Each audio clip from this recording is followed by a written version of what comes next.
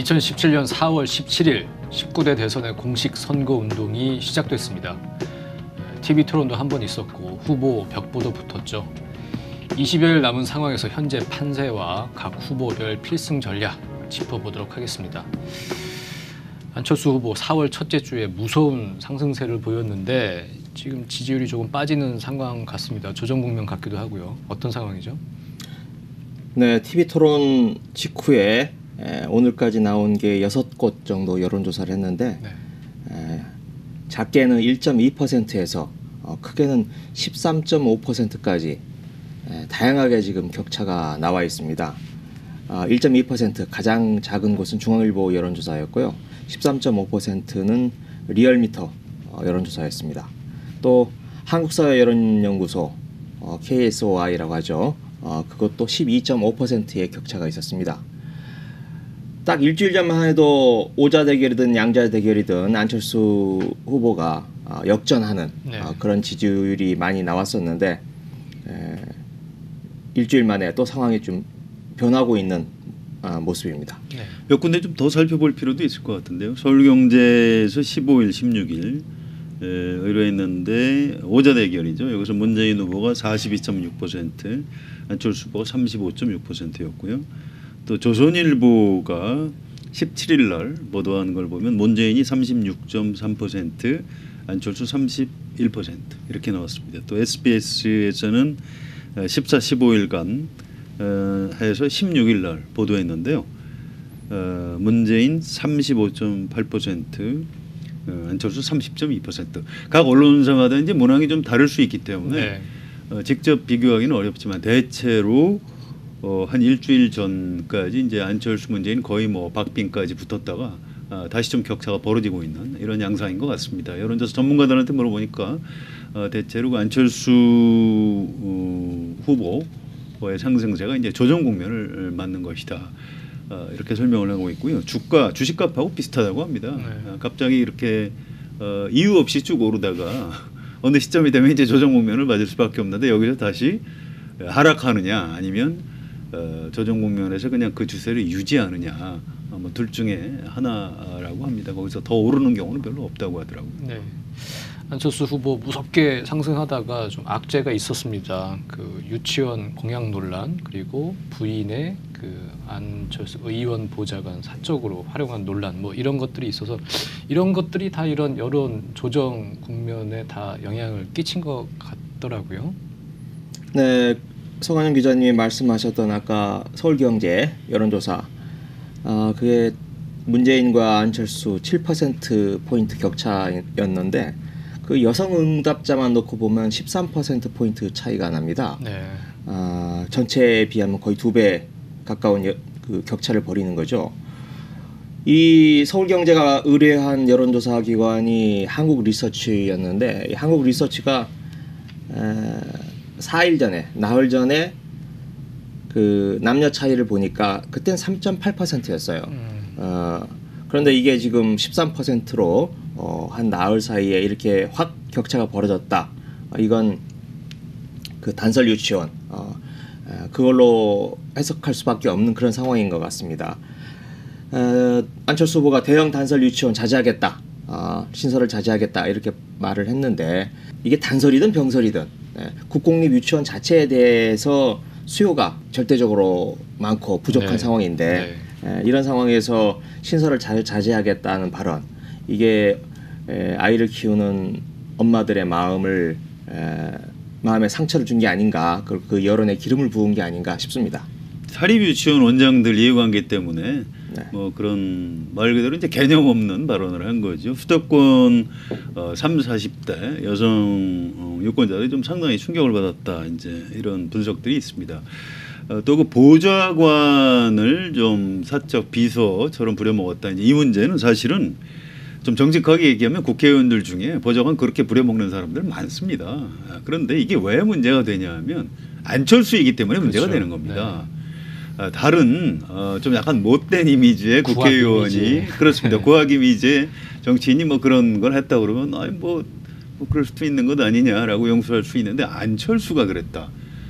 미래를 얘기하고 청년들의 아픔을 보듬어주던 안철수라는 사람이 그랬다. 여기에 대해서 이제 젊은 층이 상당히 배신감 같은 걸 느끼는 것 같고요. 이른바 그 갑질의 전형이죠. 근데 사실은 또 대학 교수들이 어떤 조교를 부릴 때 좀 그렇게 네. 심하게 부려먹는 측면이 있다고 합니다. 이제 김미경 교수나 이제 안철수 교수 두 분 다 교수 생활을 오래 하면서 그런 문화에 젖어 있었는데 정치를 하면서 더구나 이제 젊은 세대를 향해서 이제 미래를 향한 정치를 하겠다 이렇게 선언해놓고 과거에 습성에서 약간 벗어나지 못한 게 드러나면서 좀 상당히 좀 타격을 받고 있는 것 같습니다. 네. 그런 이유에서인지 그 직후에 벌어진 이제 TV 토론, 첫 번째 TV 토론에서 안철수 후보가 상당히 이제 경직되고 긴장된 모습을 이제 보여주기도 했던 것 같아요. 첫 번째 TV 토론 후보 간 득실 좀 따져보면 어떨까요? 예, 이 전제를 먼저 깔고 얘기를 해야 될 겁니다. 사실 텔레비전 토론에서 누가 아주 잘한다는 거는 좀 굉장히 보기 드문 네. 경우라고 하고요. 기존에 자기가 가지고 있던 이미지 또 기존에 자기가 가지고 있던 지지도를 기준으로 그런 대로 굳히기 선방을 하면 최선이다. 이게 이제 토론 전문가들의 얘기입니다. 문재인 후보 쪽 그래서 이제 그 전문가들이 문재인 후보한테 너무 긴장하지 마시고 본전만 하고 나오면 된다 이렇게 주문을 했다고 했고요.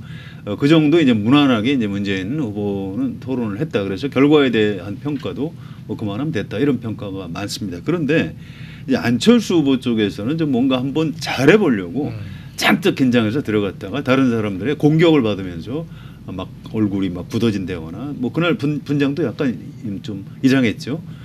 좀 지나치게 좀 욕심을 많이 냈다가 이제 오히려 좀 화를 자초하는 뭐 이런 결과가 빚어진 것 같습니다. 네, 뭐 덧붙이자면 그 역대 미국 대선 텔레비전 토론회 이게 뭐 수십 년 동안 이어져 왔는데 그 역대 텔레비전 토론회의 결과가 대선에 미치는 영향을 경험적으로 분석을 해봤더니 거의 영향이 없더라라고 하는 겁니다. 그건 뭐냐면 누가 잘했는지 못했는지는 판가름이 납니다. 이번에도 예를 들면 유승민, 심상정 두 약체가 가장 잘했다라고 네. 하는 평가에 대해서는 이의가 없죠. 네. 하지만 그렇다고 해서 내가 지지하던 후보가 TV 토론을 못했다고 해서 바꾸거나 다른 후보가 잘했다고 해서 그 후보에 가거나 이러지는 않는다는 거죠. 그래서 거의 영향을 미치지 않는다라고 하는 거고 특히 이번 텔레비전 토론의 그 시청률이 상당히 낮았습니다. 네. 1부가 9.9%였고 2부가 8.8%였습니다. 이게 역대 과거 텔레비전 토론의 시청률이 평균 한 20% 안팎이었는데 그에 비하면 굉장히 좀 낮았던 거고 그래서 텔레비전 토론이 이번 안철수 후보 지지율의 어떤 조정 국면 하락에 영향을 미쳤나? 거기에 대해서는 저는 좀 의문입니다. 그리고 단지 안철수 후보가 그 전에 계속 맞짱 토론하자 문재인 후보에게 그렇게 이야기를 했던 거 아니겠어요? 그건 이 나름대로 이제 자신감이 있었던 거겠죠. 그래서 이 텔레비전 토론을 통해서 추격세를 한층 좀 가속화해 보겠다 이런 기대가 있었던 건데 그런 기대가 무산됐다. 그런 정도의 의미가 아닌가 싶습니다. 아무튼 이제 19일 밤에 KBS 토론회가 있을 겁니다. 거기서 좀 두 번째죠. 그렇죠. 네. 좀 만회 회복이 위해서 안철수 후보가 단단히 좀 준비를 하고 있다 이런 소식이 들리고요. 이제 지지도가 워낙 낮은 유승민 후보 같은 경우에는 지지도를 다시 올릴 수 있는 방법이 텔레비전 토론밖에 없는 그런 현실입니다. 그래서 또 19일 밤에 유승민 후보가 좀 상당히 뭔가를 보여주기 위해서 지금 좀 준비하고 있다 이런 네. 소식들이 들리고 있습니다. 두 번째 TV 토론 그런 점에서 관전 포인트를 잡아서 한번 봐야 할 것 같고요. 어쨌든 지금 공식 선거운동이 시작이 됐고 문재인 후보 같은 경우에는 한 40% 정도, 안철수 후보는 뭐 한 35% 정도, 뭐 요 정도인 것 같습니다. 두 사람이 승리하기 위해서는 이 지지율로는 사실은 좀 불안한 것이고 플러스 이제 알파가 필요한 상황이죠. 문재인 후보 같은 경우에는 플러스 알파를 위한 전략이 필요할 것 같은데 지금 문재인 후보가 안 나오고 있는 데가 이제 50대나 이제 영남 이런 이제 보수 표심인데 이게 결국 이제 반문재인 정서 이거 아니겠습니까? 이거 어떻게 돌파를 해야 할까요? 그래서 이제 첫 번째 유세를 대구에서 시작한 이유가 이제 바로 거기 있고요. 그동안 쓰던 적폐청산이라는 네. 단어를 며칠 전부터 사용을 잘 안 하고 있습니다. 대구에 가서 이제 통합을 강조했고요. 대구에서 나를 좀 지지를 많이 해주면 내가 전국에서 그런 지지를 받는 대통령이 될 것 같다. 이런 얘기를 했습니다. 2012년에 문재인 후보가 대구에서 20% 받았습니다. 네. 박근혜 후보가 80% 받았고요. 8대2 이건 참 어마어마한 격차죠. 대구가 이번에 내려가서 2배를 받고 싶다. 그러니까 40% 득표율을 좀 올려달라 이렇게 대구 유권자들한테 이제 호소를 한 겁니다. 이게 이제 얼마나 효과를 발휘할 수 있을지 좀 봐야 되는데요. 제가 보기에는 문재인 후보가 새로운 표를 끌어오는 것보다는 문재인이 되면 절대로 안 된다. 그래서 안철수가 누군지도 모르면서 이제 묻지마 지지를 하는 이런 사람들의 결속력을 좀 이완시키는 효과. 난 문재인이 대통령이 해도 대통령을 해도 대한민국 내가 잘 이끌어갈 수 있다. 이렇게 굳이 뭐 문재인 후보를 찍지 않더라도 사람들을 좀 안심시키는 이런 방향의 캠페인을 지금부터 아마 막판까지 좀 해나가지 않을까 이렇게 예상이 됩니다. 나를 안 찍더라도 안철수도 못 찍게 하는, 안 찍게 하는 그런 것이죠. 네. 예. 네, 아까 우리 김 기자가 그 반문정서 이야기를 했는데 뭐 그 실체 여부와 관계없이 그 흐름이 지금 한 5년 동안 이어져 온 거 아니겠어요? 네. 그런데 그걸 20일 기간 동안에 뭐 갑자기 약화시키거나 무력화시킬 수 있는 방법은 없어 보이는 거고요. 네. 역대 87년 대선 이후에 지금까지 다 그랬습니다만은 대선 후보가 등록할 때 그 무렵의 여론조사가 끝까지 간다라고 하는 일정한 그런 경향성이 지금 보이고 있잖아요. 그런 의미에서 새로운 표를 얻는다, 상대편의 표를 가져온다, 이런 개념은 남은 20일 동안에 잘 적용이 안 될 것 같고 네. 결국은 자신의 지지층 을 얼마나 더 단단하게 결집시키고 그리고 적극적으로 투표장으로 끌고 갈 수 있는지 거기에 이제 승패가 달려 있다고 보고 그런 의미에서 이제 적폐청산이란 용어까지가 주는 거부감이 있기 때문에 그걸 쓰지는 않습니다만은 그렇다고 또 완전히 방향을 틀어서 통합과 연대 무슨 화해 이런 쪽으로 가는 것도 또 아니지 않습니까? 좀 어정쩡한데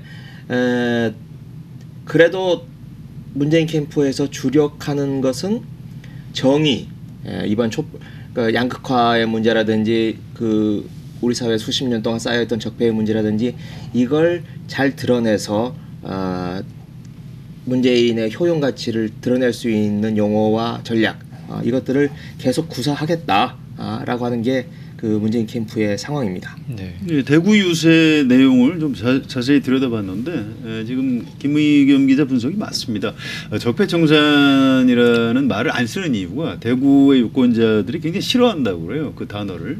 뭐 나를 마치 적폐라고 하는 것 같아 이제 뭐 이런 기분 나쁨이 네. 있다고 하고요. 그런데 대구에 가서 이제 연설을 할 때 대구가 원래 정의로운 도시였다.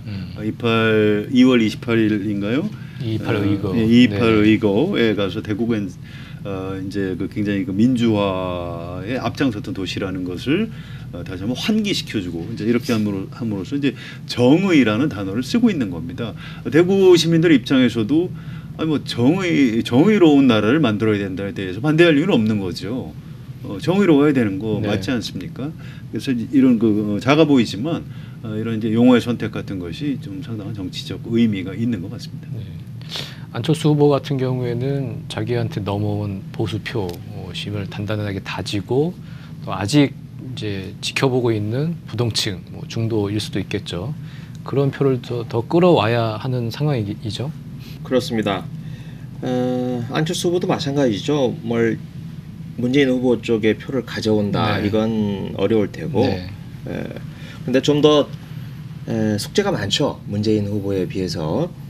워낙 중도와 보수, 호남과 영남 이렇게 이질적인 요소들을 많이 가지고 있다 보니까 이 두 이질적인 요소들을 얼마나 잘 결합시키느냐, 그리고 지금 충성도가 약한데 그 충성도를 얼마나 끌어올리느냐, 이런 문제가 있기 때문에 쉽지는 않을 것 같습니다. 지금 안철수 후보 조정국면 또 좀 빠지는 이유, 그게 뭐 텔레비전 토론 또는 어떤 네거티브 공세 뭐 여러 가지가 있을 수 있겠습니다만은 선거를 얼마 남겨놓지 않은 상황에서 저는 그런 요소들이 그렇게 큰 영향을 미칠까 싶습니다. 특히 지금 여론조사를 보면 부동층이 굉장히 좀 얇아지고 있어요. 네. 네. 거의 다 지금은 마음을 정했다고 봐야 되는 거죠. 이 국민들이, 유권자들이. 그런 상황에서 그런 정도의 잔판치로는 별로 마음이 변하지 않는 것 같고, 오히려 이 서로 이질적인 요소들, 보수층이 새로 들어오면서 기존에 있던 중도층이 동요를 일으키는 것, 이런 큰 흐름이 더 지금 안철수 후보에게는 영향을 미치는 게 아닌가 싶습니다. 근데 이제 두 가지 과제를 다 한다는 게 쉽지 않은 건데, 예를 들면 지금 호남이 좀 빠지고 있는 경향 아니겠어요? 그 전체적인 추세에서. 그러니까 이제 박지원 대표가 가서 지역 감정을 자극하는 발언을 어제 했는데, 전주에 가서 DJ를 골로 보냈다. 네. 문재인이. 그러면 그럴수록 영남은 어떻겠습니까? 그 발언을 전해들은 영남은 또 다른 반작용이 또 있지 않겠습니까? 서로 이런 이질적인 요소를 하나로 아우르기가 쉽지 않은 그런 상황. 이게 지금 안철수 후보의 딜레마인 것 같습니다. 네. 그러니까 이걸 보수 중도로 분석하는 것보다도요, 지역으로 분석하는 게 좀 더 맞을 겁니다. 안철수 후보 입장에서는 지금 지역표, 그러니까 대구에서의 상승세를 유지해가면서 호남에서 빠진 것을 벌충해야 되는 그런 이제 복잡한 과제를 안고 있고요. 그런 이제 지역표에 이제 승부를 걸려고 하는 것 같습니다. 호남에서 문재인 후보를 다시 앞서지 않으면 지난 4.13 총선처럼 이번 대선 진다고 생각하는 것 같습니다. 그래서 첫날부터 전주, 광주에 가서 굉장히 목에 힘을 주고 아주 큰 목소리로 이제 연설을 했고요. 이제 뭐 박지원, 정동영 이런 주자들이 나서서 이제 연설을 하고 이제 이렇게 한 이유가 이제 호남을 이번 대선의 중요한 승부처로 보는 것 같습니다. 호남이 마지막 순간에 어떤 선택을 하느냐, 여기 대통령이 결정된다, 이렇게 안철수 쪽에서 보고 있는 것 같습니다. 네.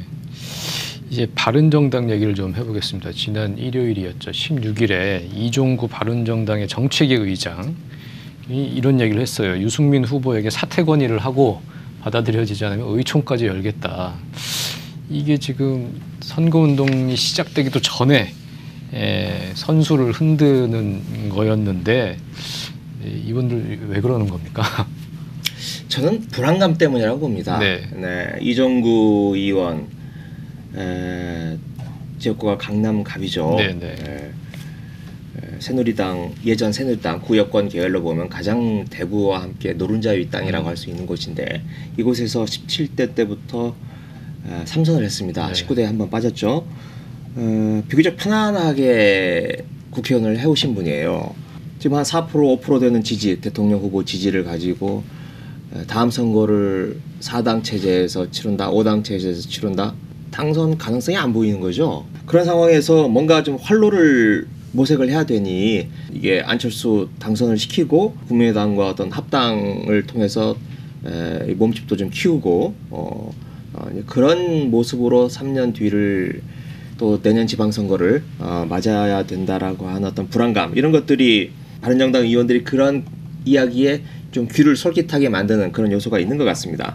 근데 워낙 이게 너무나 명분이 없고 어떻게 보면 정치적으로 말이 안 되는 이야기이기 때문에, 제가 듣기로는 바른정당 33명의 의원 중에서 상당수가 이런 구도에 호감을 가지고는 있는데, 이걸 자기 얼굴을 들이밀고 자기 이름으로 이야기를 할 수는 없는 겁니다. 이종구 의원도 기자들에게 밥 먹으면서 이야기를 했던 건데, 기자들이 얘기할 때는 뭐 마이크 잡고 얘기한 거랑 똑같은 거죠. 그런데 이게 역작용이, 역풍이 부니까 그거 그냥 밥 먹으면서 가볍게 한 이야기다 라고 이렇게 뒤로 쭉 물러섰습니다마는, 하여튼 속마음을 드러낸 거고, 그건 그 속마음 속에는 이 바른정당 의원들이 갈팡질팡하는 그 불안감, 이게 작용하는 것 같습니다.